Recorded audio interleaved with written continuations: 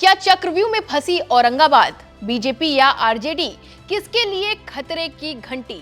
नमस्कार, आप देख रहे हैं एबीपी लाइव का बिग पॉलिटिकल शो चक्रव्यूह, जिसमें फंसती हुई दिख रही है बिहार की औरंगाबाद लोकसभा सीट। लेकिन क्यों? क्या इस बार औरंगाबाद फिर से राजपूत का तिलक करेगा या नए चेहरे पर दांव खेलेगा? आज चक्रव्यूह में विश्लेषण करेंगे औरंगाबाद लोकसभा सीट का।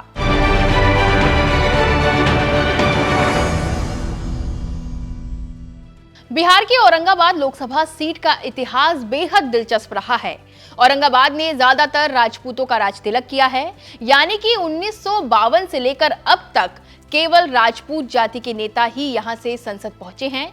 लेकिन इस बार इस वर्चस्व को तोड़ने के लिए आरजेडी ने यहां बड़ा प्रयोग किया है, जिसके चलते यहां के समीकरण बदलते हुए दिख रहे हैं। ऐसे में सवाल यही है कि क्या औरंगाबाद सीट चक्रव्यूह में फंस जाएगी? दरअसल बीजेपी ने सिटिंग सांसद सुशील कुमार सिंह को एक बार फिर अपना उम्मीदवार बनाया है, तो वहीं आरजेडी ने जेडीयू छोड़कर आए पूर्व विधायक अभय कुशवाहा को मैदान में उतारा है। यानी इस सीट पर फाइट बीजेपी और आरजेडी के बीच है। सुशील कुमार वही हैं जो लगातार 3 बार से औरंगाबाद से जीतते आ रहे हैं।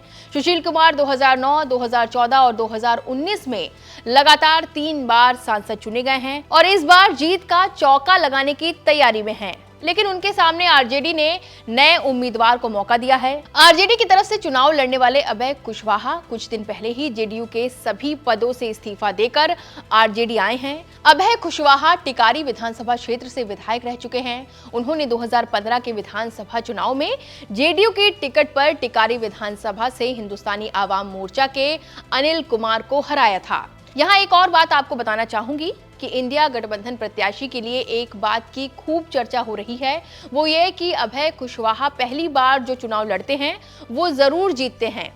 हालांकि ये बात कितनी सच साबित होती है ये तो चुनाव के नतीजे ही बताएंगे। अब आ जाते हैं औरंगाबाद लोकसभा सीट के जातिगत समीकरण पर। औरंगाबाद लोकसभा सीट पर सबसे ज्यादा राजपूत जाति के वोटर हैं। राजपूत वोटरों की संख्या 2 लाख के आसपास है। वहीं यादव की संख्या लगभग 1.90 लाख है। इसके अलावा मुस्लिम वोटरों की संख्या लगभग 1.25 लाख है। कुशवाहा की संख्या भी लगभग 1.25 लाख है। भूमियार वोट लगभग 1 लाख है, तो वहीं दलित और महादलित की संख्या 2 लाख है। इन आंकड़ों से साफ पता चलता है कि औरंगाबाद में राजपूत वोटरों का दबदबा रहा है।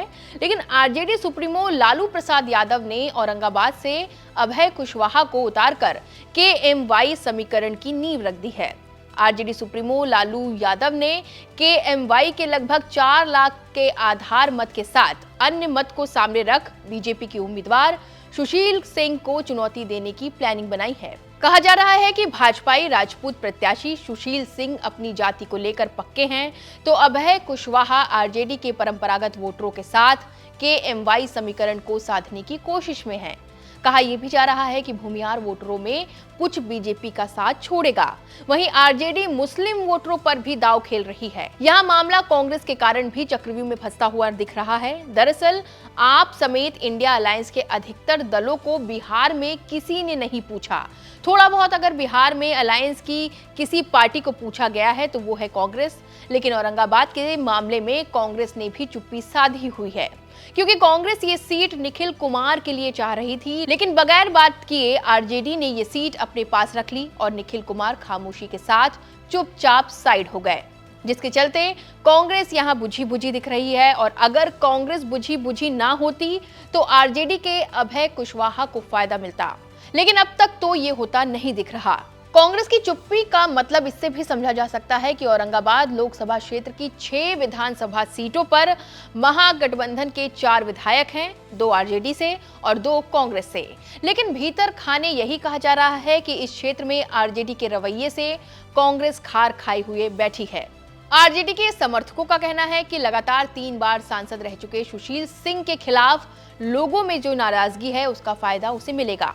राजपूतों को छोड़ बाकी जातियों के बीच नाराजगी वाले फैक्टर पर आरजेडी की मेहनत नजर भी आ रही है। अब देखना होगा कि सुशील सिंह नाराजगी के इन फैक्टरों पर कितना काम कर सके हैं या मतदान के पहले तक कर पाते हैं। चलिए अब एक नजर पिछली बार के परिणामों पर भी डाल लेते हैं। पिछली बार भी यहां से बीजेपी प्रत्याशी सुशील कुमार सिंह ने जीत दर्ज की थी।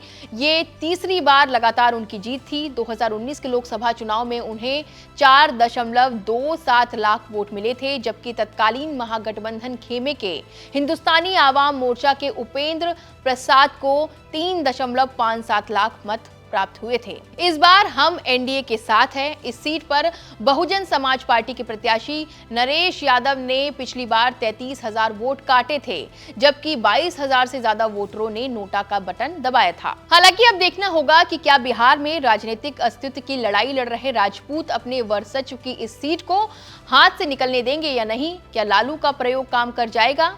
औरंगाबाद सीट के चक्रव्यूह को कौन भेद पाएगा? वैसे आपको क्या लगता है, ये कमेंट कर जरूर बताएं। फिलहाल चक्रव्यूह के इस एपिसोड में बस इतना ही। तमाम छोटे बड़े और चुनावी अपडेट्स जानने के लिए आप देखते रहें एबीपी लाइव।